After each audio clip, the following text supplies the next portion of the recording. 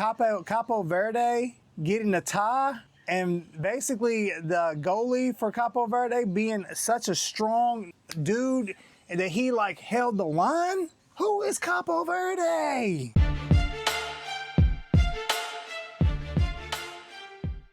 Hey, yo, we back. Way and word, knowledge every session. Yo, no Bible, all secular. Let's talk about the World Cup. Look, we're a soccer family. We love it, we eat it, we live it, we breathe it. And the World Cup is a big deal in my household. So now that the World Cup is in North America, Canada, United States, Mexico, there's been so many great stories so far. I love the extra stories about the World Cup. I love the stories that are off the pitch, even though there's a lot of stories on the pitch. And there's more stories being made every single day. And looking back on this, I feel like this is a special World Cup. And maybe it's just because it's in America and I'm an American. I feel like this is a special World Cup. Like the United States is balling out of control. And speaking of the United States, let's just go with one story that's actually on the field. And it involves a man named Florian Balogun. Y'all know this person? Florian Balogun? Well, he is a striker on the United States team. He's on the team. But check this out. This is what's wild. Like, first of all, his parents are not from America. He actually has lived in England all his life. But it happens that he was born in Brooklyn because his mom was pregnant at the time when they were visiting Brooklyn, and that kind of allowed the opportunity for the United States team to take him on as the striker on the team. I'm telling you, like just knowing the fact that Harry Kane that's on the England team, he's so good. Florian would have been sitting the bench, you know what I mean? But now he bet on himself and he's front and center. And he's doing God's work here on this United States men's team. I swear, he is on fire. And that's just like one of those stories that like you won't even get sometimes, but you're getting in the World Cup right now. But let's talk about a couple stories just off the field. How about when the Mexican team got together and they were celebrating, you know, how they were going to come in and come into this World Cup scenario. There was a little kid who put on a whole Christmas sweater. The little boy in the Christmas jersey who stole the World Cup. During Mexico's opening match at the World Cup, one little boy in the crowd caught everyone's attention. Not because of what he did, but because of what he was wearing. A green Christmas jersey that looked almost exactly like Mexico's kit, and every time Mexico scored, he went absolutely wild. The clip spread everywhere, millions of views overnight. Then a Mexican broadcaster tracked him down and surprised him with an official Mexico jersey. The look on his face? Priceless. Sometimes the best World Cup moments happen in the stands. That's what I'm talking about. They're saying that having all these countries come over to America, it's like the world's greatest sleepover right now. And one thing that I'm seeing that's front and center is the fact that humanity is taking center stage finally. In a world where we have these leaders and these dictators and these people in power trying to divide us all the time with their rhetoric and propaganda, that now we have something that is now being ushered into our cosmos, ushered into our demographic, ushered into our awareness, that is showing that we're more similar than we are different. One good story that came about that will show this is what's going on in Guadalajara, Mexico. So in Guadalajara, Mexico, you have the Korean team down there and the Mexico team is down there, and they are maybe a home base for Korea, but they're showing so many TikToks of the Korean soccer team and the Korean fans having themselves a ball with the Mexico people down there in Guadalajara. And it looked like a whole party. I hope y'all gonna be able to play, even though we're already past Korea versus Mexico. Mexico won 1-0. But the party is going on. I mean, I don't know. I feel like there might be an influx of half Korean, half Mexican babies that may show how this. I'm not hating on it. I'm not trying to like talk bad about it. I'm just saying it might happen. You know what I mean? So here we got them coming together. And I think there was like I want to say there was another story with a Japanese team, the Japan team, and they may have been down in Mexico too. And I guess they didn't know it was customary just to get chips and salsa before a meal. And they just kept eating all the chips. They were like, we don't deserve these chips. It's like the Japanese like mentality down there with the festive Mexican scenario.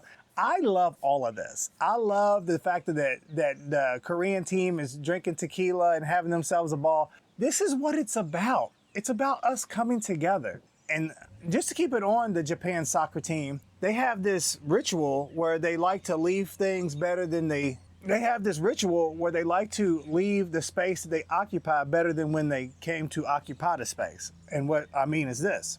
They played a game, I'm not sure where it was. I want to say it was Dallas Stadium. I don't know where it was. But after the game, all the fans just picked up all the trash all over the arena. I mean, they just, after the game was over, they worked really hard and just...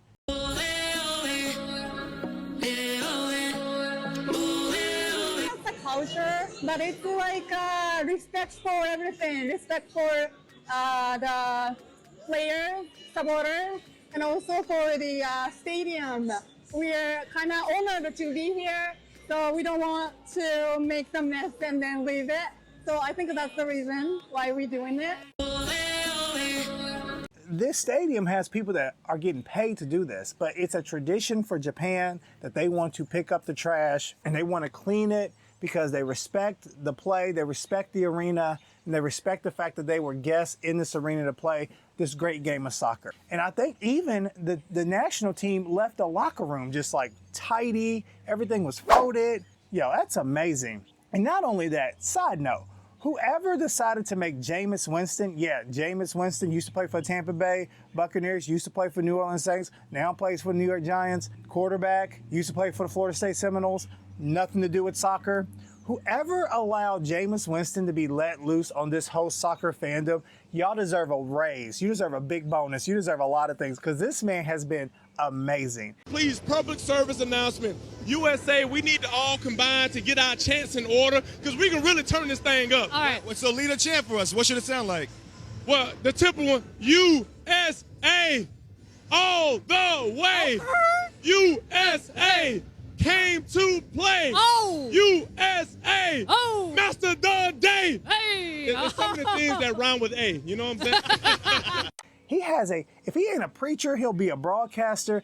Give this man his own show after he retires. Give him a late night television show. You got something here. But he's going around and having himself a ball. One thing he did was he helped clean up at the Japan game. He's inculcating himself into all of the different vibes that are going on throughout the country. Especially one of the more funner vibes is from the Netherlands team, who, even though they do not have orange in their flag, their predominant color on their whole jersey is orange. And they have a whole gang, where it's like an orange gang that walks behind this bus, and there's a whole orange bus that ushers them to the stadium. It's a big old party. They look like they are having the most fun ever.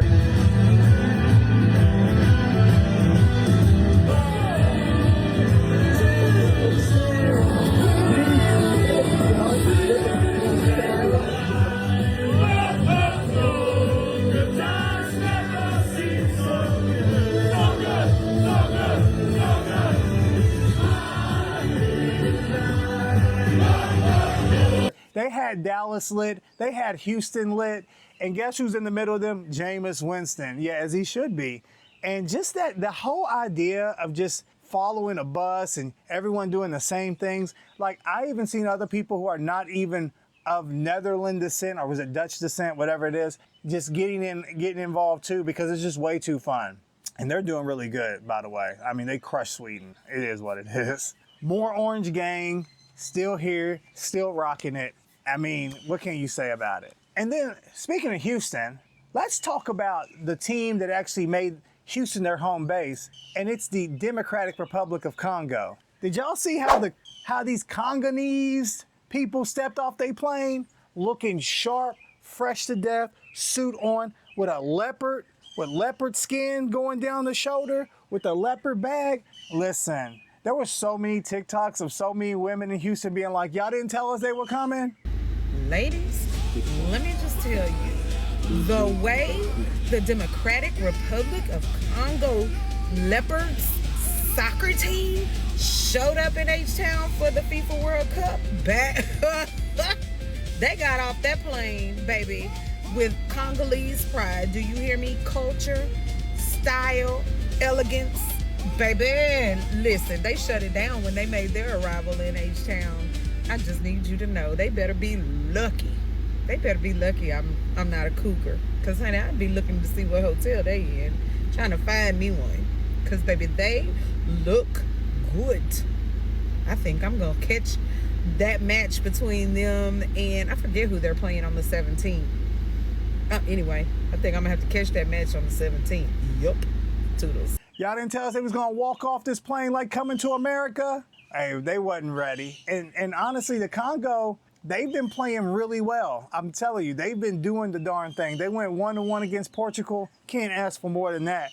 But them being in Houston, knowing like, you know, we understand Houston's a vibe, you know? Houston got all the flavor, you know? So then them walking out in their gear, the way they looking, being fresh. And then there's like an extra piece to this where there's a man who, I guess he embodies maybe a national leader in the Democratic Republic of Congo. And he's going, the next game, he is going to just stand there for 90 minutes with his hand up, because that's the way the statue looks of this like very promising, or, you know, this very famous Democratic leader. I just want to see that. I'm going to watch the game just to see this man with his hand raised like that while everybody else is going nuts behind him. Yes. I'm telling you, this has been so good. And I'm not, this is just week one. It's week one. It's only week one. We ain't even at the knockout stage yet. Not to mention Carousel, who never been to World Cup in their life, like scoring against the behemoth Germany. Not to mention Capo Verde getting a tie. And basically the goalie for Capo Verde being such a strong dude that he like held the line. Who is Capo Verde? But what's crazy was, this is how crazy soccer is. That man, the goalie himself, went from 50,000 followers to like 8 million followers in one night because this sport rocks like that. Just little stories like this has been amazing. Now, my favorite story out of all of these, and there will be more stories. Maybe I might do another one next week. My favorite story out of all of these has been the one that's been happening when it comes to the country of Algeria and Lawrence, Kansas. So each team, when they come into the city, or when they come into the country, they take a city or they take a college or a high school as their home base, which is really cool. It's like some high schools have been the home base of a soccer team, of a country soccer team, which I think is amazing to even do. Well, the University of Kansas became the home base to the team of Algeria. And what was really cool was this college town of Lawrence, Kansas, where the University of Kansas is located, they decided to just come and bring the welcome wagon in for Algeria. And so, like, Algeria shows up in the middle of the night to Lawrence, Kansas, and they thought they were just gonna be able to sneak in, get to their hotel. Nah, they pull up, and all of the people in Lawrence are just waiting for them to pull up. All of the shops got Algerian stuff going on. They done walk, chalk, Jayhawk. If you don't know what that is, check out what that means. Trampling on the flag is a little bit disrespectful, so everybody stood on the outside, and then we were singing and they were chanting, "Viva Algeria!" You know, 1, 2, 3, "Viva Algeria!" It was just like, I got goosebumps. Oh. It was so, man, it's amazing. They done walk, chalked Algeria. You know, made it so you can't even touch what's going on with the design on the concrete. And there's just been so many people so happy. And just like the idea that this little town in Kansas rolls out the red carpet for this team halfway around the other side of the world, that just shows the humanity, you know? We are human. If we are not understanding how this is working, if we don't see the Tartan army of the Scots up in Boston with their bagpipes next to another guy with his horn or his saxophone, they're going back and forth and everyone's walking behind them. If we don't understand that, like, we got to stop hating each other. The World Cup is showing that there's so much love out here for each other. If we can just stop the prejudices, if we can just stop the racism, if we can just stop being bigoted to all kingdom come. Because like I know, and I'll shoot it back to the Bible just for a minute, we have all been made. We are all God's workmanship. God did not make a mistake in making us, whatever pigment, whatever nationality we are. And the whole idea to hate somebody by the way they look is a man-made mechanism anyway. Let's take this time during the World Cup to reinforce the fact that we're all people just trying to do the best that we can, and that all we really need to do is love each other the way Christ loved the church, the way And Jesus said, you know, no matter what the rules were, no matter what the commandments were, there's two that you should always remember: love God and love others as you would love yourself. We need to be reminded. So as we watch the World Cup and we watch all these things unfolding, the things off the field, on the field, let's remind ourselves that our human nature is not to hate, it's to love each other. And we're seeing it right in front of our eyes. I hope this helped somebody today. Yo, I'm excited. I might do another World Cup video. I may do another. I can't help it. This is what's happening. You know what I mean? It is what it is. All right. If you've rocked with me this far, please like, comment, subscribe, hit the bell as well. And I love you all. Way and word. I am out.